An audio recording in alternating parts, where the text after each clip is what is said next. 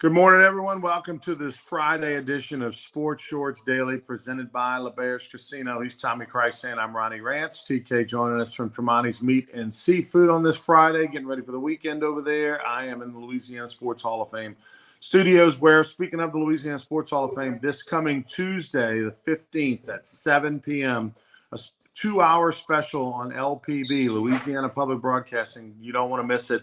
Tuesday night, the 15th, 7 p.m. till 9 p.m. Special on the 2023 Louisiana Sports Hall of Fame induction up in Natchitoches. Behind the scenes look at the events. You can see some of the Hall of Fame induction speeches and whatnot. Tune in this coming Tuesday. And we're presented by LaBear's Casino, where Tommy and I will be tomorrow from 10 to noon for Sports Shorts Radio. We'll be over there in the Barstool Sportsbook. How long will it be, the Barstool Sportsbook? Will they change the name again? I don't know. The Portnoy Sportsbook. It's wild what's been happening. But anyway, for now, Barstool Sportsbook over at LaBear's Casino. And over at LaBear's, Edge Lounge is open Thursday, Friday, Saturday night. It is the place to be on the casino floor. Live music, lots of fun stuff. Beautiful bar. And that is Thursday, Friday, Saturday. Usually the music starts around 9 o'clock. All right, today, obviously, LSU and Saints continuing on with their preseason practices and whatnot. We told you earlier in the week there was the big story about the fight that came out of LSU. Honey, I got further information on that. After that settled, there was a huge fight in the locker room shortly after that. Details still to come. In 1991, we won our first national championship with LSU baseball. I do remember I was in the shower one time, fully lathered up, shampoo in the hair when I had it back then. And I hear a ruckus behind me, and I turn around, and Gary Email, our All-American catcher, and Mark LaRosa, our senior, one of our best relief pitchers, from Connecticut, these two get into a scuffle. I mean, we're all butt naked in the shower. These two are going at it like grizzly bears. And finally it ended when Gary Email put a fist right on the forehead of Mark LaRosa, and it stunned him, and he went down. And then that was it. We all, But, I mean, look, the Oakland A's are well documented back in the 70s, how they fought all the time, didn't get along, and won, 3 World Series in a row or something like that. So, just because guys are fighting or testosterone's flowing or you're not getting along too well doesn't always mean that it's a problem on your team. So don't read too much into it. I would agree. I mean, I don't have a problem with a fight or two. I mean, it's 100 degrees and they're practicing football, and I know they're into it sometimes. I mean, it's 100 degrees and I want to fight somebody, and I'm not practicing football. So it's tough. And look, I don't mind a little piss and vinegar, and I mean, again, you don't want to fight every day. And, it's spilled in the locker room. Okay, I'm sure it's not going to happen again. I'm pretty sure Brian Kelly put his foot down and all that. All right, so, the conference realignment continues to be one of the big stories nationally. We know that the SEC has come out this week and said we're holding pat right now. 16 teams, not looking to do anything in the moment. But there's a couple of big schools that are still out there that need a home out of the Pac-12 now that thing has gone away. And obviously Cal and Stanford are two teams that are being bannered about. What do we do with Cal and Stanford? ACC is trying to decide. They're talking with them to decide, is this a fit for Cal or Stanford or both, one or both, to join the ACC? That's still, if they were to go to the ACC, which is bizarre. We're talking about San Francisco all the way to Tallahassee, Florida. Or Miami. I mean, yeah, or Miami, right. But that would still leave Oregon State and Washington State still out in the cold with no place to go at the moment. Looking at this scenario, Tommy, I know in the Big Ten they've got Washington, that's now over in Oregon, right? That are now UCLA, USC, that are all in the Big Ten, and that means they've got to go play, Rutgers, Maryland, But if you're the ACC and you've already had yeah, I'm curious what their thought is, because you have a school in Florida State that's already come out outspoken and said, I don't know if the ACC is our future. Not happy with the ACC. That's already a big red flag, in a situation where most teams just jump and leave. You don't hear the complaint before they leave. So is the ACC so desperate that they're worried about numbers? Because I wonder, how can this financially make sense to a Stanford or a Cal? Stanford, who's more has the ability to overcome the financial burden. Cal is one of the most debt-ridden colleges in America. How does it make sense for them? Not necessarily just in football, because obviously football is the big money. But how does it make sense in all the other sports to jump on a plane, travel all the way across America? And obviously the expense, the missing of school, like it just doesn't seem like this would be a fit for these colleges, because they're still technically colleges. I agree. It doesn't seem like there'd be a fit. And, I've read some stuff and heard some stuff that with all of this stuff happening, and there'll be more stuff that's going to happen soon, that sooner or later, you're going to have a football-only Southeastern Conference, a football-only Big Ten, and then the other conferences will realign again with more geographically and regionally to take care of all the other sports. Now, men's basketball is a big thing. March Madness, that's a big moneymaker for lots of schools. So, it's all about the money. And sometimes some of these decisions are being made because somebody else made it. If Ronnie Rance goes and have lunch at Tremonti's today, does that mean everybody else has to have lunch at Tremonti's? Maybe not. But, that's what's happening here. They're afraid. It's kind of like the NFL draft. Sometimes you're afraid not to pick a guy. Well, they're afraid not to make a move. But the overall expense, the student-athlete story, the academic stuff, missing of school, which, football players miss the least amount of school of any sport. Okay, all the other sports miss way more classes or school days than the football, but then you got everything online. A lot of stuff's online now. So if the Oregon volleyball team's at Maryland, maybe the kids could do a class online that, after they land. I don't know. But it's bizarre. And, you got to embrace it. I still think when games kick off, you're going to follow your team. You're going to root for your team. You're going to go to somebody's house for the party. You're going to tailgate if you want to go to the stadium. But the other stuff is a lot of gas on the fire here in August. I'll tell you, Tommy, I really don't think that I really don't think it's a smart move. But I do agree with you. I do think the day is going to come, not that too far in the future, where some of these leagues are, where you do the football only thing. Because that's where the biggest of the TV money comes from anyway. That's what most of this is all about anyway. So let's just go ahead and do that right now. Let's do the football. The teams are all in the different pods, and then absolutely go with some sort of regional program for the non-sports, because between NIL, which I believe NIL, which is great for the student athletes, NIL is going to take money out of the hands of the schools. It's going to put money straight into the hands of the athletes more than it's going to put it into the schools. Another project for you to do, Tommy, on Netflix is to watch the Johnny Manziel documentary. It's an hour and 14 minutes of your life. You need to watch it. It's amazing. And it just came out a few days ago. And on there, we see in 2020, it's amazing how quickly our mind turns. It's been 10 years, basically, since Johnny Manziel left Texas A&M. When Johnny Manziel was at Texas A&M, he could not make money, right? They would sell number 2 jerseys and sell out. They could not make them fast enough at Adidas or whoever was. I think it was Adidas was the sponsor back then for the school.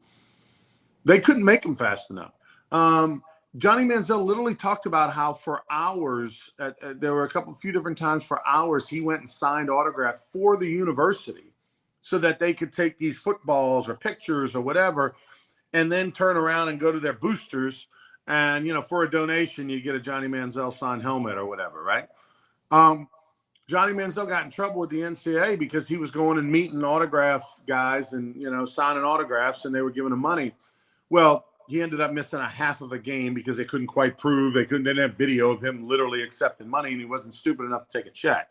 So he missed a half a game. But now we look at that and think, yeah, of course you should pay the guys. Yeah, put their name on the back. They get a piece of the proceeds. Yeah, take them to Trey Ledbetter and the gang over there to go sign them, 100 autographs, and yeah, they're going to get $30 an autograph or whatever, right? Like now that's normal, and we almost are offended if someone would not pay him. 10 years ago, Johnny Manziel was out there being exploited to the point where, and he wasn't the only one, but I just watched this documentary most recently, to where Texas A&M literally built a new stadium because of the success that he had, and raised, $250 million more in 1 year than they'd ever raised in 1 year. Like, it's just crazy because of his success and Heisman Trophy and all that stuff. So I am a fan of the NIL, but there's a ramification. I am not a fan of the transfer portal. I think that is worse than the NIL. And the NIL now is in the court's hands, and there's nothing that can be done about it. It is what it is there. But the transfer portal is something that can be changed immediately. And then it's also going to take money out of the hands of the colleges, Tommy. And what I mean by that is they've got less money to worry about swimming and to worry about softball and to worry about, track and all these other things. So they've got to be more cost conscious, or they're going to go into a big pit. I think you're making one of the best points we've ever made on Sports Shorts Daily. And we'll just use Baton Rouge without naming names. There are many businesses in Baton Rouge, okay, who are giving money to LSU athletes and outside of Baton Rouge. But my point is, to magnify what you said, that money is not going to the Tiger Athletic Foundation. It's not going to the athletic department. Back in the old days when Coach Bergman would get somebody to buy all the paint to paint the building, that money is now going straight to the athlete. And there's NIL deals that are small in stature compared to some other NIL deals. So when does that unintended consequence that you just pointed out affect Stanford, Oregon, Washington, and we can make a long list, and LSU for that matter? I mean, it's possible it could 3-4 years from now, LSU saying, well, you know what, we're not going to play a full volleyball schedule because we don't have enough money to send the team even over to Columbia, South Carolina, or to Gainesville, Florida. Or we're going to, we've had to have a weekend tournament, everybody go to one spot, play a bunch of matches. I don't know. That's that cliche, unintended consequences sometimes rings loud. And with what you just pointed out with the NIL money, that may ring real loud real soon. I agree with you. The transfer portal needs to be fixed, modified, strict rules put in. Make some exceptions if something crazy happens, and adjust to that on a case-by-case basis. And look, because again, I'm always going to be all for the student athlete. You and I were both NCAA student athletes. Did we get a couple things back in the day? Yeah, nothing like what's going on now. So I'm all for the athlete. I'm not blaming them at all, but the unintended consequences affect the athletic department and the fundraising arms of these major universities. They just had a ruling by the government. The Texas A&M Collective was a nonprofit thing. They're running all this money through. They had to disband that like this week. The ruling came out last month. We learned about it this week because of the amount of money that was going through it. Now they're going to form another collective to do what they were doing. So, that's also going to happen nationwide. It can happen, at Nichols or Southeastern on a smaller scale. But, it's all about the money. You make a great point. All right. So we move on. A couple other big topics to get to in the world of sports. We know the Saints will get their first look at Derek Carr. The line on that one, of course, is the Saints are a 3-point favorite against the Chiefs at home. We know Carr will play. We know Mahomes won't. You mentioned, but when we were before air, who bets on preseason football? A lot of degenerates do. A lot of degenerate gamblers are betting on preseason football. Noon on Sunday. There was a report that the Saints are expecting Mahomes to play. So, probably fine. And I've been searching because my grandson's a Patrick Mahomes fan, and my daughter has tickets to take him Sunday. He tells her last night, "Hey, Pop said Mahomes ain't playing. I don't want to go." I mean, he's 9 years old. He wants to go if Mahomes. and it might only be a series. But anyway, Ronnie, funny thing, I looked at all the NFL lines this morning. Every line on the preseason game is between 3 and 5.5 points. Okay, mostly the home team. Every over and under between 34 and 38. So I mean, again, if you have to make a football bet, do $10, or $20. Don't get crazy because you got no earthly. You're flipping a coin. You're playing blackjack in the NFL. You're hoping you beat the dealer, and you might not, but I wouldn't bet on preseason. If I bet somebody a beer just for kicks and giggles, that's all right, Ryan. I'll bet you a burger the Saints win. But I mean, to anybody to bet, and we like to talk betting here. We got the Barstool Sportsbook. We'll be tomorrow for radio. I mean, with preseason football, you really got to. I mean, there's other stuff you can bet on, futures bets, or MLB, or whatever you want to bet on. Well, one guy who definitely will be betting, by the way, speaking of LSU, LSU 2.5-point favorite over Florida State. We mentioned that the other day. 56.5 is the over/under total in that game. But one guy who probably will be betting, or would be, or whatever, I don't know what his status is, if he's going to rehab or whatever, is Phil Mickelson, right? Came out this week that Phil Mickelson, according to his old business partner, who does have an axe to grind, mind you, in a book that he wrote, estimates that Phil Mickelson lost over $100 million gambling in his career. Do you believe it? Probably somewhere, I don't know. It may not be the exact number, but he also estimated that he bet $1 billion. Well, if you lost $100 million, that's only 10% of $1 billion. Okay. I mean, it's kind of like when they put Edward Edwards on trial for losing money in Las Vegas. They forgot to point out, and his attorneys did, how many times he won money. So, I mean, so I don't know. I mean, Mickelson has admitted to gambling. He's admitted to having a gambling problem. At one point, Ronnie, he was having his mother place bets for him, giving her money. And then, of course, the funny story, in 2012, he called the guy who wrote the book and said, put $400 grand on the USA in the Ryder Cup. He was playing in that Ryder Cup. And they ended up, the guy said, no, you're the Arnold Palmer of golf. You can't do this. You're gonna ruin your reputation. The guy refused to do it. That was not placed by that guy. I don't know if somebody, well, yesterday, Rory McIlroy was asked about that. McIlroy said, well, one thing we know is he's not going to bet on a Ryder Cup this year because he's not going to be playing in it. So Rory took a little swipe at him yesterday. I mean, it's unbelievable. I mean, we know how, like, Jordan is legendary for his gambling antics. People that know him know that guy bets ridiculous amounts of money and on the golf course and other things. Charles Barkley's a legendary gambler. Phil kind of surprises everybody because, he had this reputation that being a little snarky on the golf course, that maybe didn't get along with everybody for a few years, but nobody really knew that this was the case, that it was that serious, that he was that much of a degenerate gambler. And I don't care how much money you have, Tommy. 100 million is 100 million. That is a ton of money. And you see, maybe that's what led to a lot of these decisions for these commercials that he's made, and obviously the Live Tour thing. And you wonder if Phil Mickelson hadn't lost $100 million, would he ever have gone to the Live thing? And as it turned out, he was right to do it. Well, Ronnie, the other thing, your pal John Daly also had a big gambling problem. And I want to say Callaway Golf bailed him out one time, paid like off all of his debts. And of course, he wore Callaway gear for a long time. Might still be wearing it. I don't know. But, and then that takes us down to 3 Iowa State football players are now suspended because they bet on Iowa State football, among other things, other bets. So, wow. I mean, I can go right now and bet on the Saints game on my phone while you're talking.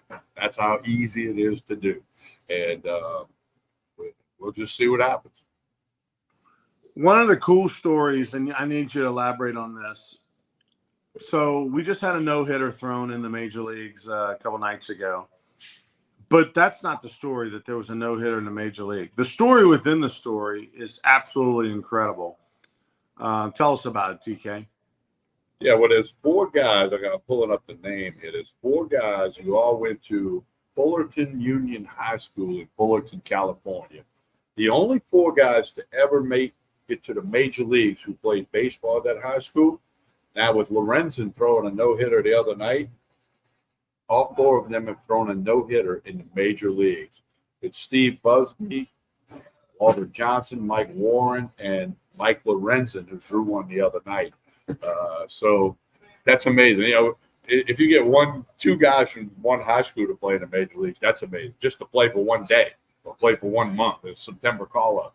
But to have 4 guys from this school make it to the major leagues and all toss a no-hitter, that's one of them amazing stats. I don't think you'll ever find 5 guys to do it. You know, that's going to be a record forever. I'll tell you what, if I live anywhere near those high schools, You're sending your kid there? I mean, you know, there's something in the water, Coach. I mean, that's like lightning striking twice, you know what I mean? Type of thing. 3 times, whatever. I mean, 4 times in the same hour. Wow. I mean, you might have a better chance of winning the Powerball than having 4 guys from the same high school baseball. Now they didn't play all at the same time at that high school. But that's incredible, Tommy, is we're talking about they've only had 4 guys go to the major leagues from that high school that made it to the major leagues from that high school. And all 4 were pitchers and all 4 threw no hitters. Like, what? I mean, it's just you see your message on the screen. Can you read it? No. Your mom says Rougarou needs their pitching coach. Yeah, that's very smart, Mom. There you go. Thank you. What's the name of that high school, Tommy? Let me write this down. Fullerton Union High School. Google them. Fullerton Union High School, Fullerton, California. Yeah. By the way, Rougarou did throw a no-hitter during the season. Combined, 4 guy combined no-hitter. I called the game. Threw a no-hitter. Combined. You know, speaking of that, I'll throw this in. You know, I've called every Rougarou home game for the last 2 years. And this year I got to see a combined no-hitter, 4 different guys. And I also got to see the Iron Man, David Smith, play 9 positions and 9 innings. Now, it played hell with keeping point streak in the scorebook straight, but I got it done. So, I saw 2 amazing things that you don't see every day with the Baton Rouge Rougarou this past summer. So get your tickets now for next year. And we're excited because we hired a coach last year, a championship-winning coach, a guy who's been very good in the TCL for years. We brought him over, and we also re-signed the TCL Player of the Year, Josh Shelley. So we're off to a good start, good foundation in August. We don't play again until the end of next May, but we'll tell you plenty more about the Rougarou as the year goes on.